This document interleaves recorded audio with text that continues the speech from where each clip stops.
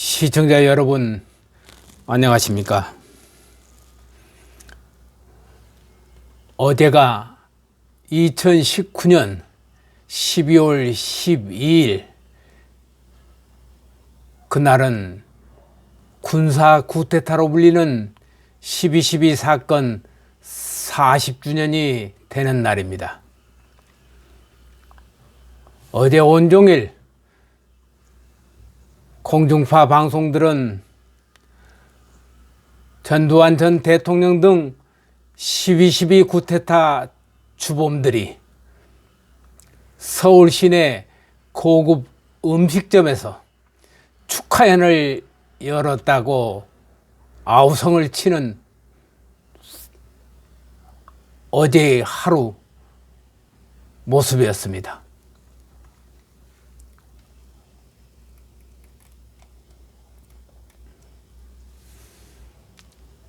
그러면 왜 12.12 사태가 군사 반란으로 40년 동안 왜곡된 채 알려져 있는가를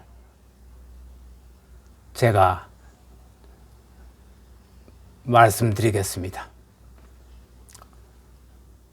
이들이 말하는 군사 반란, 그러나 12.12는 군사 반란이 아니라 국가 원수 시해범과 관련자들을 법정에 세우기 위해서 대통령 시해 사건 현장에 있었던 공범들을 체포하려는 합동수사본부 헌병들과 참모총장 공관병들 사이에서 벌어진 총격전에서 비롯된 것일 뿐입니다. 이 같은 사실은 12.12는 군사 반란인가라는 증언록이 33년 만에 공개되었는데, 지금으로부터 7년 전 이 비로그 증언록을 발간한 주인공은 전 육군 헌병감을 역임한 예비역 육군소장 신윤희 장군이 40년 전 수도경비의 사령부 소속된 헌병단 부단장 시절 수기에서 사건 33년 만에 당시의 현장을 적나라하게 기술한 단행본이 출간된 것입니다.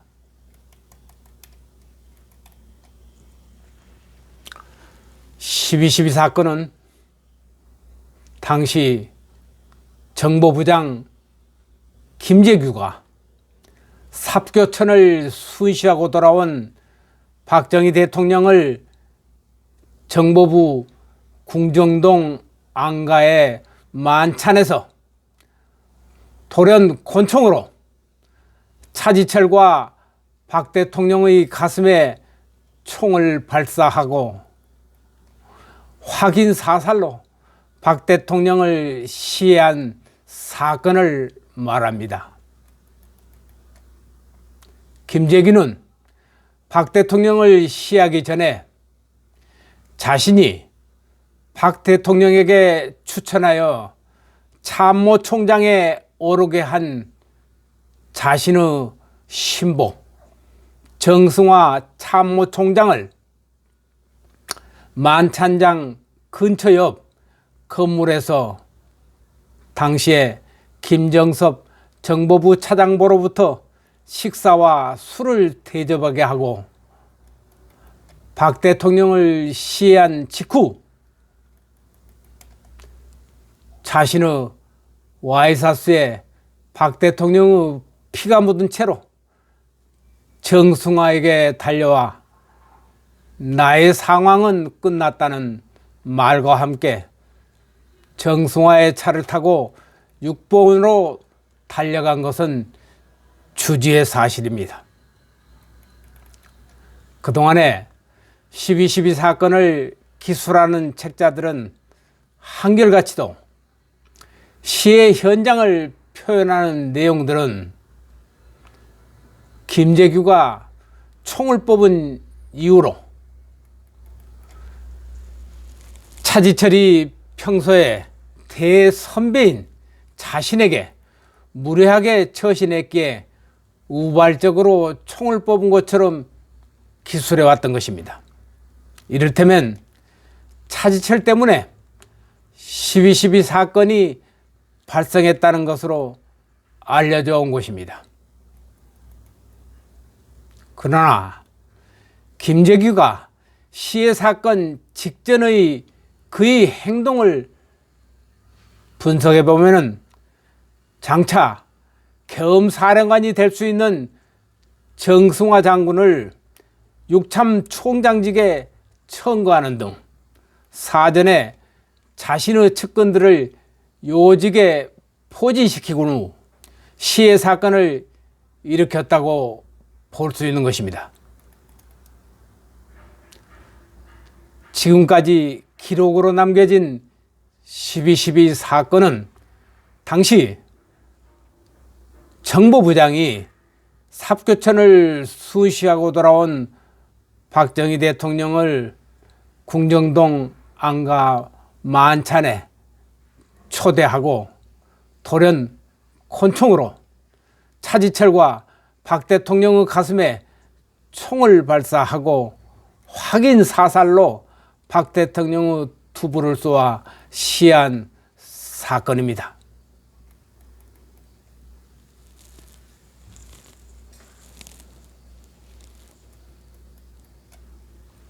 그러면 여기서 말한 공범이라고 믿는 정승화 참모총장,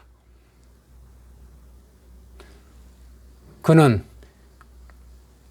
김재규 정보부장이 박 대통령을 시해하기 전에 자신이 박 대통령에게 추천하여 참모총장에 오른 자신의 신복인 정승화 참모총장을 만찬장 근처 옆 건물에서 궁정동 안가와 70여 미터 지근 거리에 김정섭 정보부 차장으로부터 식사와 술을 대접하게 하노고 박 대통령을 시해한 직후 자신의 와이셔츠에 박 대통령의 피가 묻은 채로 정승화에게 달려와 나의 상황은 끝났다는 발언을 하고 정승화의 차를 타고 6번으로 달려갔던 것입니다.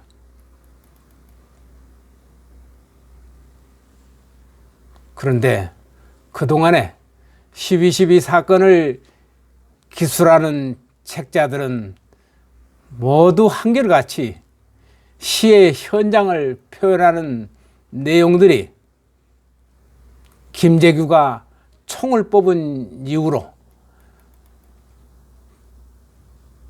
차지철이 평소에 대선배인 자신에게 무례하게 처신했기에 우발적으로 총을 뽑은 것처럼 기술해왔던 것입니다.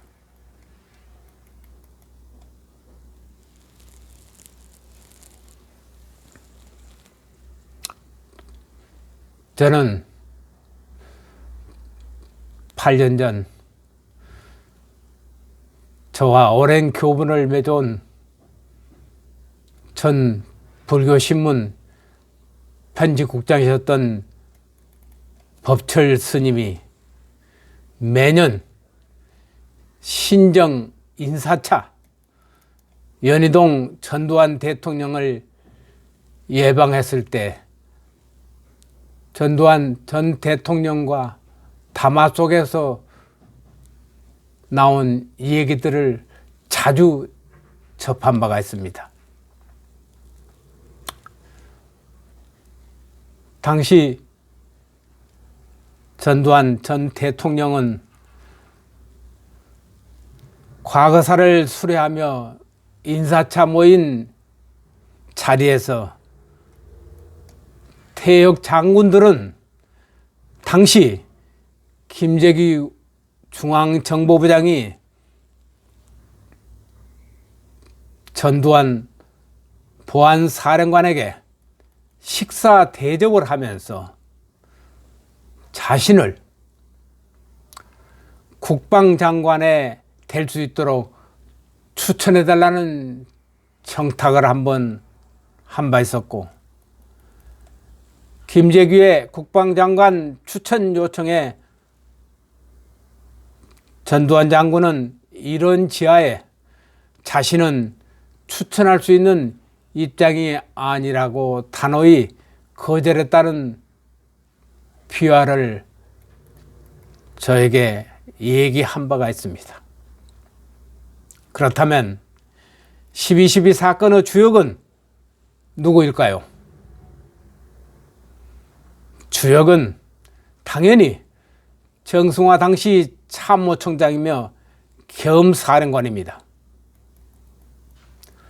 그런데도 박 대통령 시해 직후 현장 지금 거리에서 김재규를 기다리며 정보부 차장 김정석과 술잔을 기울인 정승화 총장이 불과 70m 거리에서 있는 궁정동 안가에서 총소리조차 듣지 못했다는 진술을 했다는 게 이게 말이나 되는 일일까요?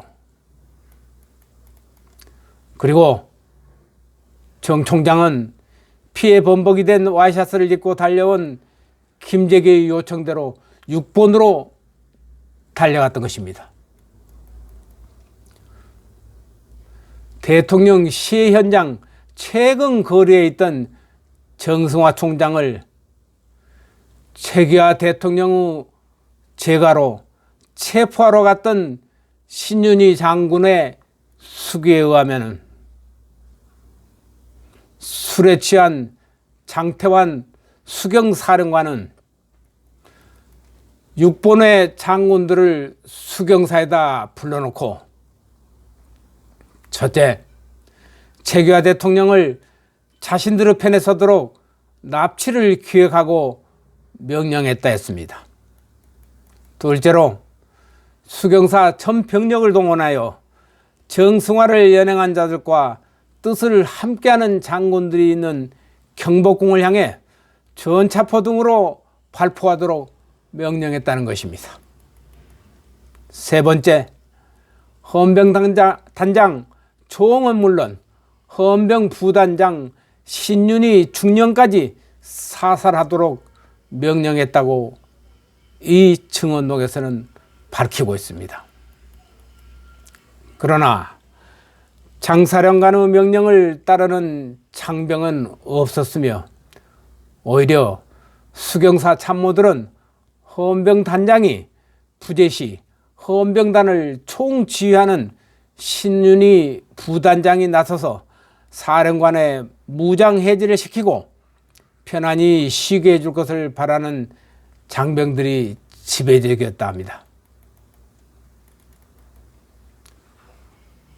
또 수경사령관의 술에 만취된 사령관의 명령을 듣고 목숨을 거는 장병들은 없었다고 합니다. 도대체 무엇을 위해서 최규하 대통령을 납치해야 하며 청와대 쪽에 전차포와 일반포를 발사하라는 명령하는 사령관이 수경사령관이 그게 제정신에서 한 소리입니까? 이때 직속상관인 조홍 헌병단장으로부터 신윤희 중령에게 긴급 전통명령이 도착했습니다. 직속상관의 명령에 의해 신윤희 부단장은 헌병들을 인솔하여 술이 깨어가는 장태환 사령관을 유시하여 동조하는 6번 일부 장군들을 무장 해제시켰던 것입니다. 그럼 왜 12.12 사건의 진상이 40년 동안 군사 쿠데타로 또한 반란 사건으로 알려져 왔을까요? 뒤바뀐 역사의 진실은 5.18 특별법을 끼워 넣기 한 김영삼 정권의 5.18 특별법 대법원 판결을 우리는 거슬러 올라가서 살펴봐야 합니다.